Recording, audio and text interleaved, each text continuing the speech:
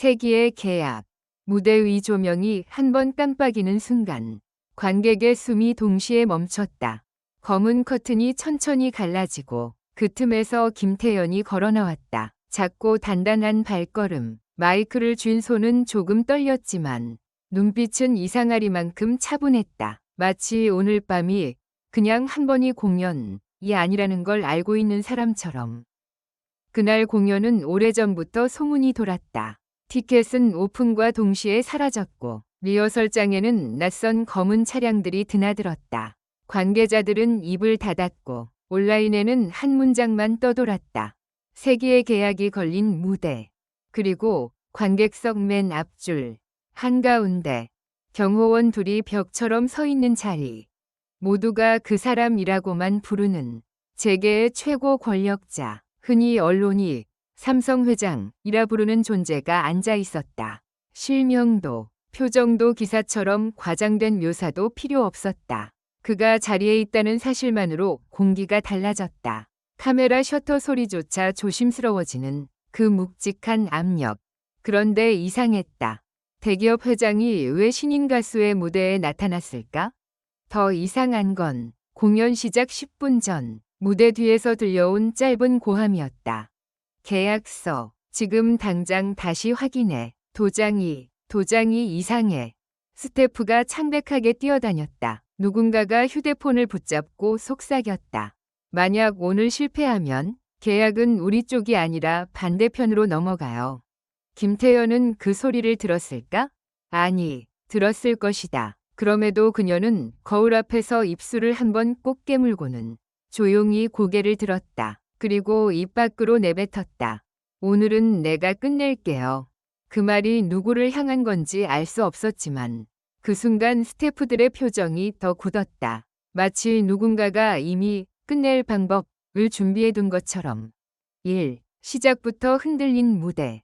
첫 곡은 느린 발라드였다. 그런데 전주가 흐르자마자 음향이 미세하게 갈라졌다. 관객석 여기저기서 하는 숨소리. 누군가가 조작한 듯한 불안정한 신호였다. 무대 뒤 모니터에 빨간 경고가 떴다. 마이크 채널 불안정. 대부분의 신인은 그 순간 무너진다. 하지만 김태연은 마이크를 살짝 내려놓고 멘목으로 첫 소절을 뽑아냈다. 순간 공연장이 뒤집혔다. 스피커가 아니라 사람의 몸에서 울려나오는 소리. 음향사고가 오히려 그녀의 진짜 실력을 증명하는 증거가 되어버렸다. 누군가는 입을 막았고 누군가는 휴대폰 촬영을 멈췄다. 찍는 걸 잊어버릴 만큼 목소리가 직접 심장을 두드렸기 때문이다. 관객석 한가운데 그 회장 윗손이 천천히 무릎 위에서 멈췄다. 딱 한 번 고개가 아주 조금 기울었다. 그 사소한 움직임이 주변의 공기를 더 얼렸다. 지금 봤어? 고개 돌렸어. 진짜 관심 가진 거야? 누군가가 속삭이는 사이 김태연은 더 깊게 숨을 들이켰다. 그리고 두 번째 소절에서 일부러 한 박자를 늦췄다. 불안정한 장비를 따라가는 게 아니라 무대를 지배하겠다는 선언처럼. 그때였다. 무대 오른쪽 상단 스크린이 갑자기 꺼졌다가 다시 켜졌다. 그리고 화면에 뜬 건 가사도 영상도 아닌 문서 한 장이었다.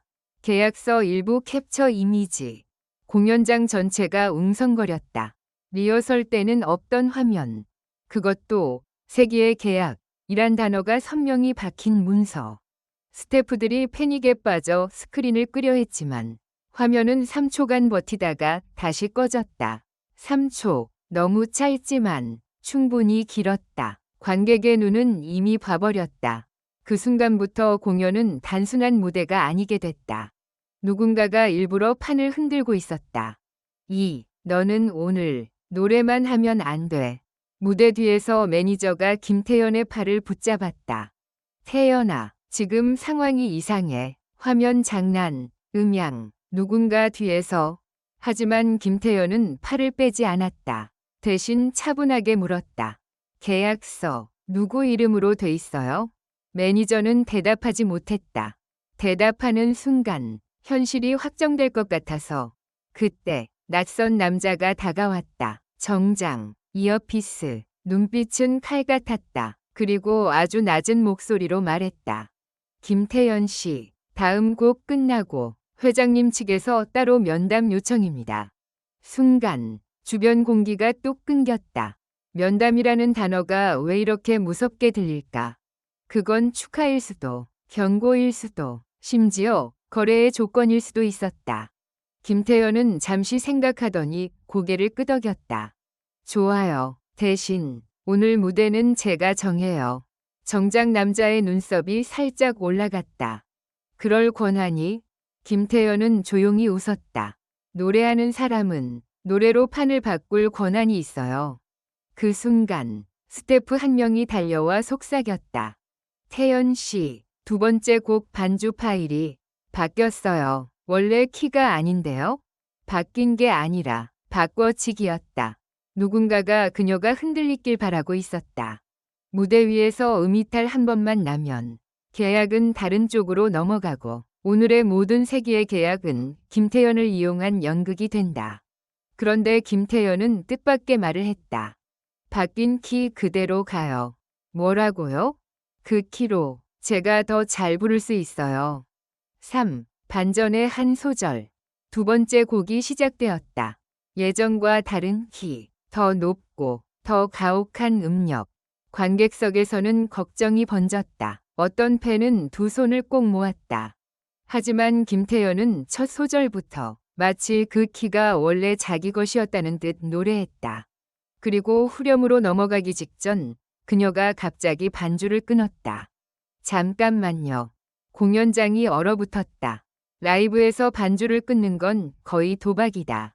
그런데 김태연은 관객을 바라보며 아주 또렷하게 말했다. 오늘 제가 여기서 노래하는 이유, 누군가가 계약서에 써놓은 문장 때문이 아니에요. 웅성. 경호원들의 시선이 동시에 움직였다. 그 회장은 여전히 말이 없었다. 김태연은 숨을 들이켠 뒤 아예 무반주로 후렴을 불렀다. 그리고 마지막 고음에서 놀랍게도 음을 올리는 대신 내렸다. 대부분의 가수는 고음으로 관객을 찢어놓지만 그녀는 고음을 눌러 담아 눈물처럼 떨어뜨렸다. 그 한 소절에 객석에서 훌쩍이는 소리가 났다. 누군가가 속삭였다. 저거 기술이 아니라 감정이야. 그리고 바로 그때 맨 앞줄에 그 사람이 처음으로 움직였다. 주머니에서 손수건을 꺼내 조용히 눈가를 한 번 눌렀다. 아주 짧은 동작. 하지만 주변은 그 장면만으로 충분했다. 봤어? 진짜 울었어? 아니, 설마. 그런데 손수건을. 소문은 번개처럼 퍼졌다. 공연이 끝나기도 전에 온라인에는 이미 제목이 달렸다. 회장이 울었다. 김태연. 오늘 밤 무엇을 해낸 걸까? 4. 무대 뒤. 진짜 계약의 조건. 공연이 끝나자마자 김태연은 바로 대기실로 호출됐다. 복도는 비밀스러운 침묵으로 가득했고 문 앞에는 낯선 보안 요원들이 서 있었다. 문이 열리자 그 회장은 혼자 앉아 있었다. 다만 그의 앞 테이블 위에는 계약서가 한 장이 아니라 두 장 놓여 있었다. 둘 중 하나를 고르라는 건가요? 김태연이 물었다. 회장은 천천히 고개를 들었다. 계약은 원래 하나였다. 그런데 누군가가 오늘 아침 다른 계약을 끼워 넣었지. 김태연의 심장이 철렁 내려앉았다. 그럼 화면에 뜬 건 미끼다. 그 한 단어가 모든 걸 설명했다. 오늘 무대는 오디션이 아니었다. 누군가가 김태연을 발판 삼아 더 큰 거래를 성사시키려는 함정이었다. 회장은 서류를 한 장 밀었다. 이 계약은 내 이름을 빌려 너를 묶는다. 내 목소리도, 이미지도, 심지어 내 선택까지. 그리고 다른 한 장을 밀었다. 이 계약은 내 자유를 보장한다. 대신 조건이 있다. 김태연은 숨을 삼켰다. 조건이 뭐죠? 회장은 잠시 침묵하더니 낮게 말했다. 다음 무대, 네가 진짜로 두려워하는 노래를 불러라. 김태연의 손끝이 떨렸다. 그녀가 두려워하는 노래라니 세상에 그런 게 있을까? 하지만 있었다. 누구에게나. 그녀는 아주 작은 목소리로 대답했다. 그 노래를 부르면 저는 무너질지도 몰라요. 회장은 고개를 끄덕였다. 무너져도 괜찮다. 다만 그 무너짐이 연기가 아니라 진짜라면. 김태현은 그제야 깨달았다. 이 사람은 단순히 재능을 사려는 게 아니었다. 진짜를 구별하려고 여기까지 온 것이다. 결론적으로 이 글은 재미를 위한 것이며 현실에 기반한 것이 아닙니다. 비판적인 시각으로 읽고 생각해 주시기 바랍니다.